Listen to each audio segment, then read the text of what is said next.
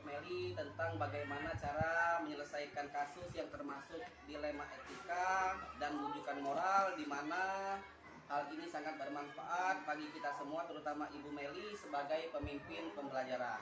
Terlebih dahulu kami persilakan untuk memperkenalkan diri.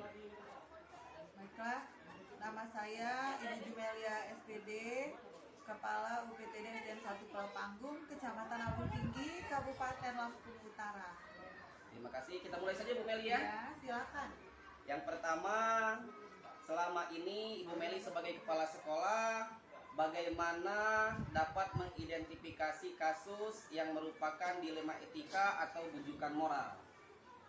Saya mengidentifikasinya dari kasusnya itu adalah apabila dia benar melawan benar, maka itu adalah dilema etika. Sedangkan apabila benar melawan salah, merupakan rujukan moral. Wah, luar biasa. Ibu Meli ini sudah paham sekali ya sebagai pemimpin pembelajaran. Kemudian yang kedua, selama Ibu Meli menjadi kepala sekolah, bagaimana dalam menjalankan pengambilan keputusan di sekolah, terutama untuk kasus-kasus di mana ada kedua kepentingan yang sama-sama benar atau sama-sama mengandung nilai kebajikan? Saya menentukan kasus itu dengan menyesuaikan skala prioritasnya. Kemudian mempertimbangkan secara matang mana yang paling benar dan yang didasari oleh peraturan dan norma. Artinya tetap ada skala prioritasnya Bu Meli ya. Ya. Kemudian langkah-langkah atau prosedur seperti apa yang biasa Ibu Meli lakukan selama ini dalam menyelesaikan kasus tersebut? Mengidentifikasi penyebab kasus, menentukan siapa yang salah dan siapa yang benar, dan kemudian apabila agak sulit maka saya akan meminta bantuan dengan melaksanakan rapat di sekolah dan tetap keputusan itu ada di tangan saya. Jadi tetap keputusan akhirnya meskipun melibatkan orang banyak, warga sekolah, tetap keputusannya di Ibu Meli sendiri artinya ya? Tentu, karena saya adalah pemimpin pembelajaran di sekolah. Wah, luar biasa sekali. Kemudian yang keempat, hal apa saja yang selama ini Ibu Meli anggap efektif dalam pengambilan keputusan pada kasus-kasus dilema etika?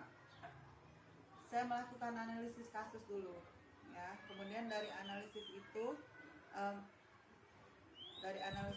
saya akan memberikan solusi sebagai penyelesaian dari masalah itu. Kemudian selain itu, hal apa saja yang selama ini merupakan tantangan dalam pengambilan keputusan pada kasus-kasus dilema etika? Tantangannya itu karena keduanya itu sama-sama benar. Jadi kita harus menyikapinya dengan sangat bijaksana. Jadi tidak ada yang dirugikan. Jadi keduanya itu sama-sama diuntungkan. Jadi tidak ada yang salah apabila dia urusannya dengan dilema etika. Oh, jadi tantangannya itu adalah ketika kita mengambil keputusan, itu keputusan yang A benar dan yang B benar. Iya. Di situ dilemanya. Oh Iya. ya. Selanjutnya Bu Meli, apakah Ibu memiliki sebuah tata kala atau jadwal tertentu dalam sebuah penyelesaian kasus dilema etika? Apakah Ibu langsung menyelesaikan di tempat atau memiliki sebuah jadwal untuk menyelesaikannya? Bentuk atau prosedur seperti apa yang Ibu jalankan? Kalau saya dari skala prioritasnya dulu, apabila memang dia sifatnya ringan, maka akan saya selesaikan saat itu juga. Oh, saat itu juga. Tapi apabila dia kasusnya berat, maka saya akan meminta bantuan dan berdiskusi dengan seluruh warga sekolah dan tetap keputusan ada di tangan saya. Yang pertama, kalau dia ringan tetap diselesaikan saat itu juga. Kalau dia berat, Ibu Meli melibatkan guru-guru semua Bu Meli ya? Semua warga sekolah. Iya, semuanya luar biasa sekali Bu Meli langkah yang Ibu Meli lakukan. Kemudian adakah seseorang atau faktor-faktor apa yang selama ini mempermudah atau membantu Ibu dalam pengambilan keputusan dalam kasus-kasus dilema etika tersebut? Ada, Pak. Apa itu? Terutama seperti di sekolah kita ini, sekolah kami ini ada yang dituakan, yaitu Bapak Habibie Nasmari. Oh, Hafizon, wali kelas 6 ya? Ya, Oh iya, yang tahu sangat tuh. bijaksana dan Ya, bisa ya. dijadikan teman sharing untuk menyelesaikan masalahnya. Ya. Kemudian apabila dia berhubungan dengan masyarakat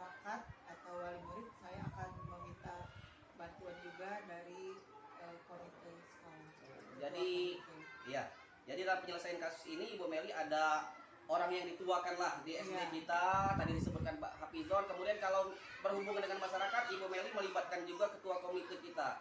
Ya. Ya, terima kasih banyak Ibu Meli. Kemudian ada yang terakhir nih Bu Meli. Ya. Dari semua hal yang telah disampaikan tadi, Ya. pembelajaran apa yang dapat Ibu petik dari pengalaman Ibu dalam mengambil keputusan dilema etika tersebut? Baik. Saya mendapatkan pembelajaran di mana saya bisa lebih bijaksana dalam menentukan keputusan dan tidak merugikan satu pihak pun.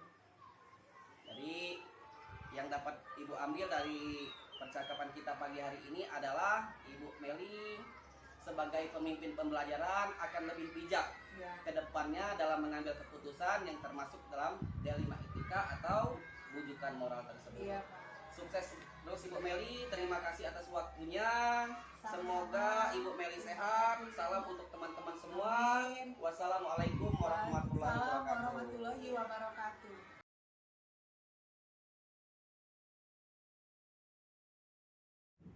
Assalamualaikum warahmatullahi wabarakatuh. Selamat pagi Ibu Fasilitator, Bapak Pengajar Praktik. Berikut ini adalah proses wawancara saya kepada Bapak Kepala SMP Negeri 3 Abung Barat. Selamat siang Bapak. Selamat siang. Mohon waktunya sebentar. Saya akan melakukan wawancara dalam hal bagaimana cara pengambilan keputusan untuk kasus dilema etika dan bujukan moral, di mana di dalamnya terdapat nilai-nilai kebajikan. Bisa Bapak? Insya Allah. Ya. Baiklah Bapak, pertanyaan pertama. Selama ini bagaimana Bapak dapat mengidentifikasi kasus-kasus yang merupakan dilema etika atau bujukan moral? Sudut pandang saya mengenai bujukan moral adalah apabila kasus tersebut melanggar hukum berarti benar melawan salah. Namun apabila masalah tersebut masih bisa dikatakan benar melawan benar, hal tersebut adalah sebuah dilema etika. Baiklah, pertanyaan yang nomor 2 Bapak. Selama ini bagaimana Bapak menjalankan pengambilan keputusan di sekolah Bapak, terutama untuk kasus-kasus di mana ada dua kepentingan yang sama-sama benar atau sama-sama mengandung nilai kebajikan? Selama ini saya melakukan identifikasi kasus dari berbagai sudut pandang. Kemudian saya mempertimbangkan dengan memprioritaskan kepentingan untuk orang banyak. Baiklah, pertanyaan yang ketiga Bapak. Langkah-langkah atau prosedur seperti apa yang biasa Bapak lakukan selama ini? Langkah-langkah yang dilakukan dalam mengidentifikasi masalah sesuai fakta-fakta yang ada, menentukan siapa-siapa yang terlibat dalam kasus tersebut, kemudian menganalisis kebenaran sesuai fakta, dan membuat solusi keputusan, dan lihat lagi keputusan refleksinya. Baiklah Bapak. Kemudian pertanyaan yang nomor 4. Hal-hal apa saja yang selama ini Bapak anggap efektif dalam pengambilan keputusan pada kasus-kasus dilema etika? Hal-hal yang efektif dalam mengambil keputusan diantaranya mengenai nilai-nilai yang bertentangan dalam kasus tersebut, menentukan siapa saja yang terlibat, mengumpulkan fakta yang relevan, kemudian menguji kebenaran, dan membuat alternatif keputusan. Pertanyaan yang nomor 5. Hal-hal apa saja yang selama ini merupakan tantangan dalam pengambilan keputusan pada kasus-kasus dilema etika?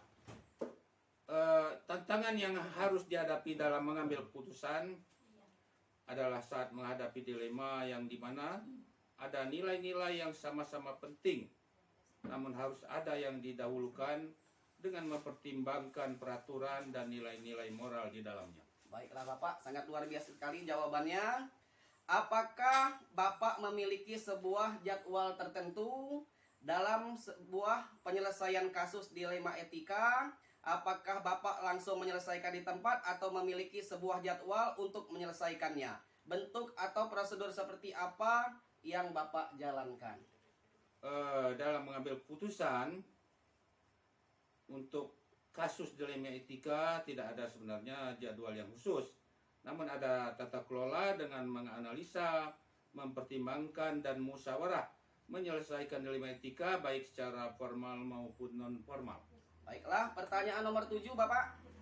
Adakah seseorang atau faktor-faktor apa yang selama ini mempermudah atau membantu Bapak dalam pengambilan keputusan dalam kasus-kasus dilema etika? Faktor-faktor yang selama ini mempermudah atau membantu kami dalam mengambil keputusan dalam kasus-kasus dilema etika adalah hubungan sosial yang baik serta orang yang terlibat dalam menghargai dan menerima keputusan tersebut. Baiklah Bapak, pertanyaan yang terakhir nomor 8. Dari semua hal yang telah Bapak sampaikan tadi, pembelajaran apa yang dapat Bapak petik dari pengalaman Bapak dalam mengambil keputusan dilema etika? Dalam mengambil keputusan dilema etika, khusus dapat menganalisa masalah dengan langkah-langkah yang tepat sehingga solusi yang didapat juga yang paling tepat dan terbaik serta mementingkan untuk kepentingan orang banyak. Baiklah Bapak, terima kasih banyak atas waktunya yang telah diberikan kepada saya untuk melakukan wawancara pada siang hari ini. Sama-sama, semoga wawancara kita ini bermanfaat bagi dunia pendidikan. Terima kasih.